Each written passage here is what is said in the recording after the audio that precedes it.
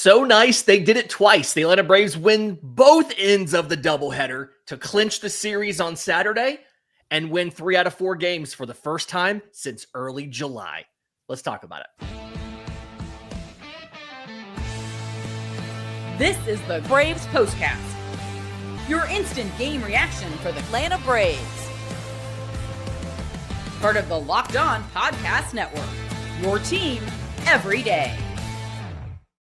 Yes, welcome on into the Braves Postcast, part of Locked On Sports Atlanta, where we cover your Atlanta sports teams each and every day. I'm your host, Lindsay Crosby, author of the Braves Today newsletter over at bravestoday.com. You can follow me on social media at Crosby Baseball. That is Jake Mastroianni, host of Locked On Braves. Follow him on social media at Shortstop Ball. Make sure you're subscribed to Locked On Braves, wherever you get your podcasts and on YouTube. I'm sure Jake has a deep dive coming on the likelihood that Nick Allen gets a home run between now and the end of the year. But Jake, we got some wins to talk about. It's kind of nice to talk about 2 wins in one day. If we had to talk about 2 losses, that might break me. That might be the last podcast I'm able to do. Atlanta takes the early game 7-1 behind a fantastic outing from Hurston Waldrep. Atlanta takes the nightcap 8-6 with they're down 4-0 and they rally in this one and come back. Do you want to go game by game, or do you just want to talk about general trends from the day? Because I think there's easy guys on both pitching and position player wise to shout out as these guys had awesome days at the yard. I think where I want to go first is the offense. Okay. Because we've been talking about it a lot, really since that Freddie Peralta start. Mm-hmm. The at-bats just look better. I mean, maybe it's a short sample size. Maybe I'm just trying to be as optimistic as I can. But you go back to the game on Wednesday, 4 runs in a game started by Freddie Peralta. You score 8 on Thursday night. You only score the 1. Edward Cabrera, gets you on Friday night. But even in that game, I mean, at least early on, I thought some of the at-bats were good before Cabrera just really settled in.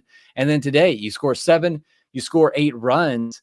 And what I loved, especially in the second game too, just the at-bats in general, just how good they get or how good they look. In particular, Drake Baldwin and Ozzy Albies actually in this one too. Yeah. You saw Drake Baldwin twice just shoot a ball the other way for RBI base hits. And you saw Ozzy Albies in a 2-strike situation, shoot the ball the other side. They were shifting him, basically had the third baseman at shortstop and just shot it the other way for a hit. Even Profar in his last at bat in the 8th inning of the second game of the doubleheader with a 10-11 pitch at bat, he winds up striking out.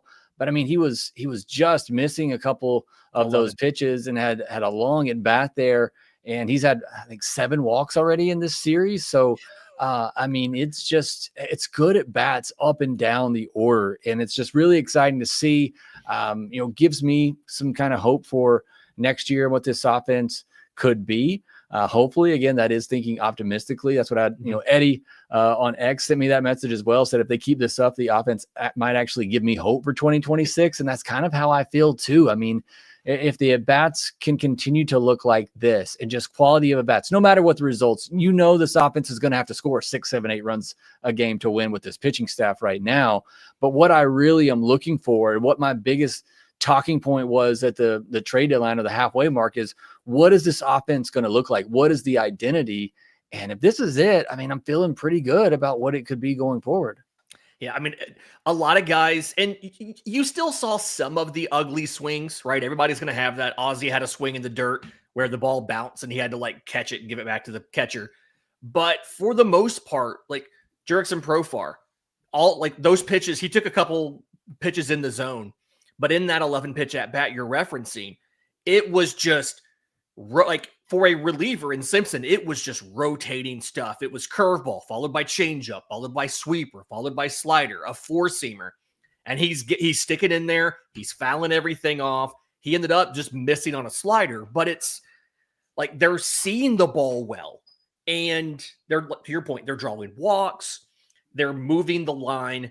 And I don't want to be that guy. I know there's a lot of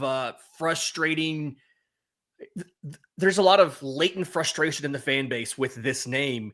But if this is the Tim Hires offense, you feel like, okay, this is what the Tim Hires offense can do. Now, obviously, we have a big track record earlier in the year while it was still a little bit newer of it not working.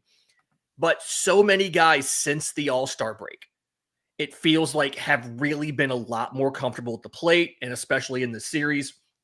Michael Harris, he goes, what was it? He was 2 for 4 with a homer and 3 RBI in the first game. He's 2 for 4 in the second game. He's brought his average up to 240. I mean, from where he was earlier in the year.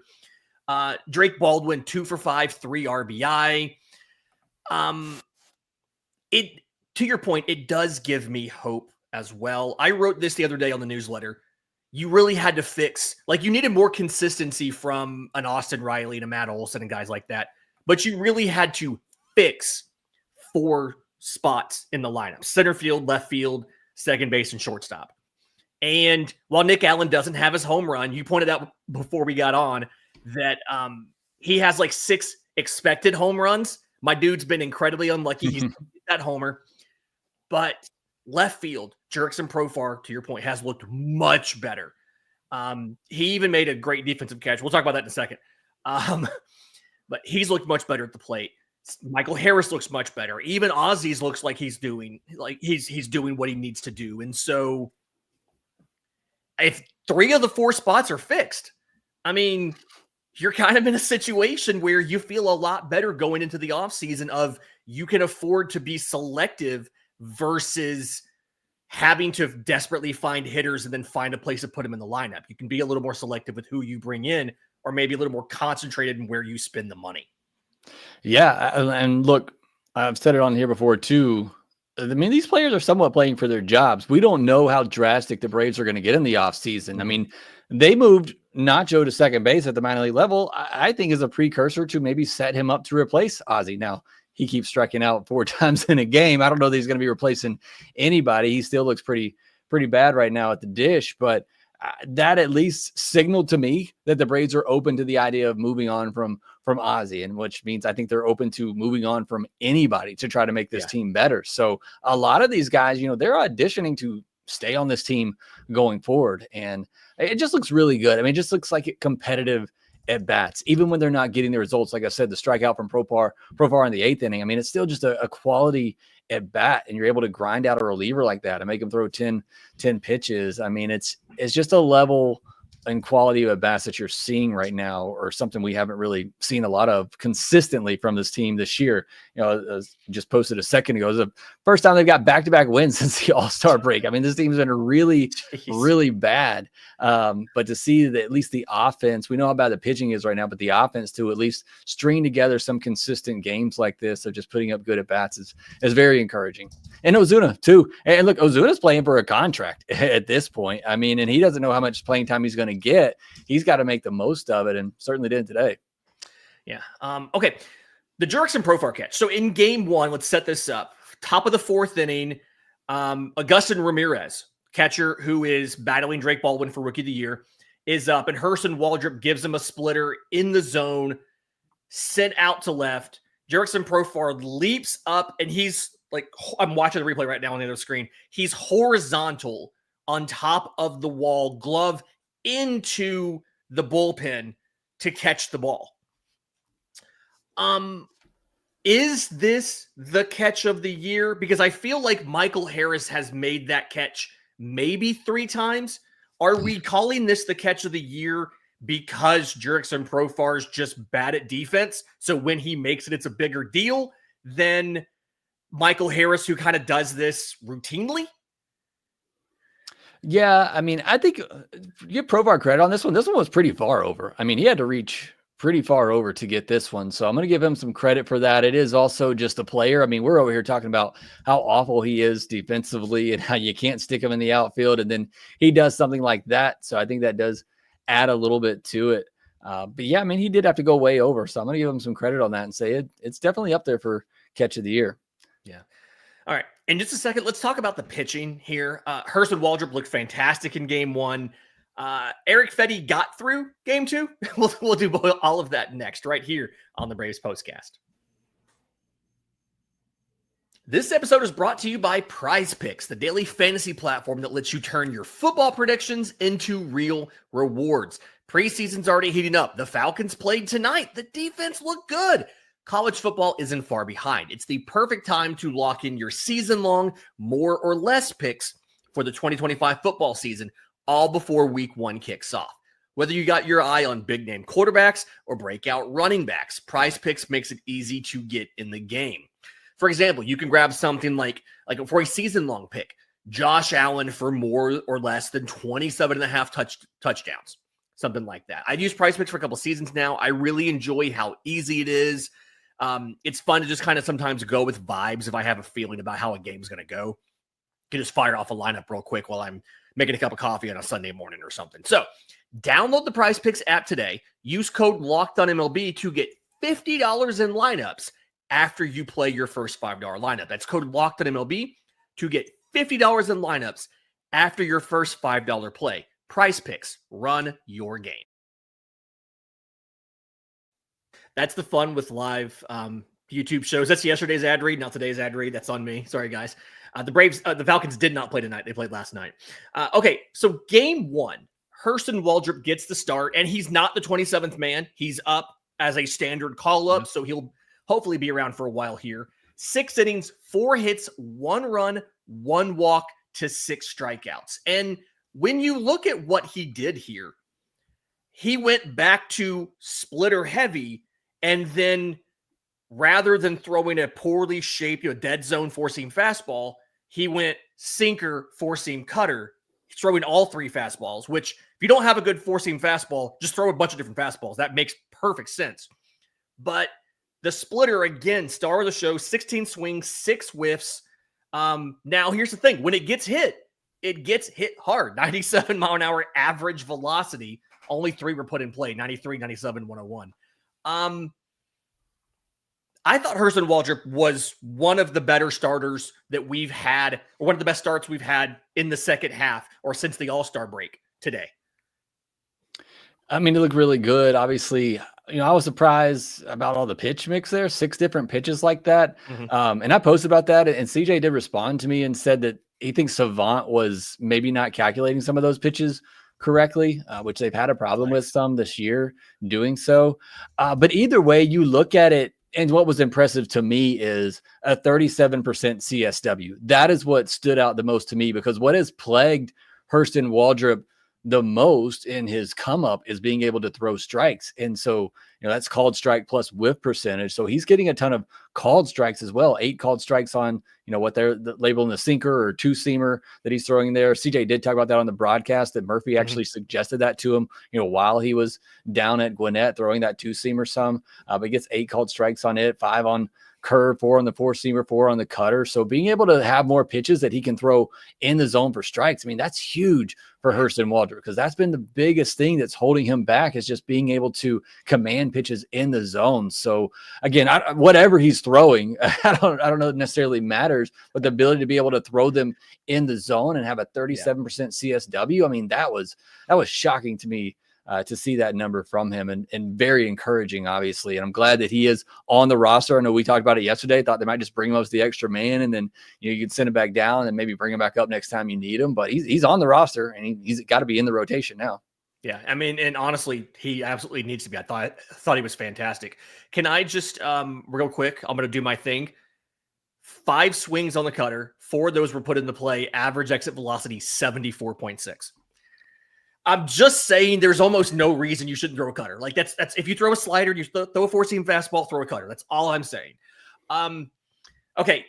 Game 2 convinced me that Eric Fetty wasn't as bad as it felt in the game. 5 innings, 5 hits, 4 runs, 4 walks, 4 strikeouts. And then when you dig into what he actually did, it was 4 pitches, 10 whiffs, 28% CSW, but it felt like when he was giving up contact, it was very hard contact. Am I wrong for thinking that he really struggled to keep the sinker in the zone? I'm sorry, not the zone, keep it off of bats, and just really struggled to be in the zone with anything other than the sinker?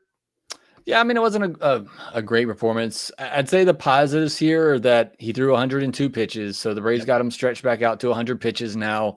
But you throw 102, you hope he's working into the 6th inning or getting through 6 innings. In a doubleheader, in game 2 of a doubleheader.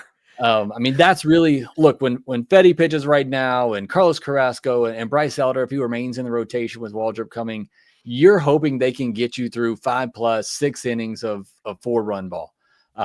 So I mean, at the end of the day, he gets you through 5 and 4. That's kind of the minimum I think that you're kind of hoping for out of those guys right now. Mm-hmm. I'd have loved to see him, obviously get into the 6th inning, kind of save the bullpen a little bit. So I'm not going to sit here and try to tell you it was a good start. It wasn't, but it's kind of what you expect from these guys at the moment. Yeah. Atlanta ends up using, I think it was 7 relievers on the day. Aaron Bummer goes 1 2/3. Isabel comes in and cleans up for him. Outside of that, nobody throws more. I believe nobody throws more than an inning. So they should be good for Sunday. This is Cal Quantrill versus Joey Wentz. So we'll see what happens here. But again, Braves take the doubleheader 7-1 in game 1, 8-6 in game 2. And I'm going to go on the record. I don't know if I said this in the show already or not. I may have said this to you before we got started. I put this out on social media. Drake Baldwin is going to be Miami's version of what Chipper Jones was to the New York. Like in his career, Drake Baldwin is just going to terrorize the New York Mets. I'm sorry, terrorize the Miami Marlins. That's my belief. Right now, 8 career games. He's 13 for 32 with 15 RBI in 8 games, 7 runs scored. And it's just my prediction here is that he's just going to dominate the Miami Marlins. Is that seems? Yeah, I think they dominated them. I think they showed the stat during the game too that was very shocking. He's 6 for 7 with runners in scoring position in this series against the Marlins. Like, get somebody to second and third when he comes to the plate. And that's kind of what I talked about in that first segment. Twice in the second game, he just shot a ball the other way to get a hit and drive a run in. So I think he's good. He's probably going to have some. He's going to terrorize a lot of teams the way that he's swinging. There we go. All right, we are back tomorrow. Again, Cal Quantrill versus Joey Wentz. That's at 1:35. We'll have a postcast for you after that. Do us a favor. If you're listening on audio, leave a 5-star review, Apple, Spotify, YouTube Music. If you're watching on YouTube, subscribe to both Locked On Braves and Locked On Sports Atlanta. A lot of Falcons content coming from them. A lot of some Hawk stuff coming online here. And then obviously plenty of Braves content over there. For Jake Mastroianni, I'm Lindsay Crosby. This has been the Braves Postcast.